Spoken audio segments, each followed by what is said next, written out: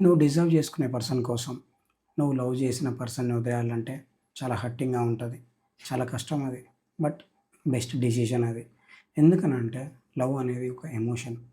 Deserving అనేది practical, logical. అందరూ ఎక్కడ మిస్టేక్ చేస్తారు అనంటే లవ్ చేశాం కదా అని చెప్పేసి లైఫ్ లాంగ్ వాళ్ళతోనే ఉండాలని అనుకుంటారు. బట్ మనం లవ్ ఎప్పుడు చేస్తాం తెలుసా? వాళ్ళు రెస్పెక్ట్ ఇవ్వకపోయినా చేస్తాం. మన లైఫ్ స్పాయిల్ చేస్తున్నా కూడా లవ్ చేస్తాం. చీట్ చేసినా కూడా లవ్ చేస్తాం వాళ్ళని. మనకంటూ ఒక లైఫే లేదు, ఒక అప్రిషియేషనే లేదు అనే టైమ్స్‌లో కూడా మనం వాళ్ళని లవ్ చేస్తాం. మన హార్ట్‌కి what is right, what is wrong అనేది తెలియదు. జస్ట్ కనెక్ట్ అయిపోతాం అంతే. నువ్వు ఒకరి గురించి ఎలా ఫీల్ అవుతున్నావు అనే దాన్ని బట్టి చూజ్ చేసుకోవద్దు. వాళ్ళు నీతో ఎలా ఉంటున్నారు అనే దాన్ని బట్టి చూజ్ చేసుకోవాలి. ఎలా ట్రీట్ చేస్తున్నారు, ఎంత రెస్పెక్ట్ ఇస్తున్నారు, నువ్వు వాళ్ళతో ఉన్నప్పుడు నీకు ఎంత ప్రశాంతత ఉంది, వాళ్ళు స్ట్రెస్‌లో ఉన్నప్పుడు గూడా నీతో ఎలా బిహేవ్ చేస్తున్నారు, ఇవన్నీ చూసి చూజ్ చేసుకోవాలి.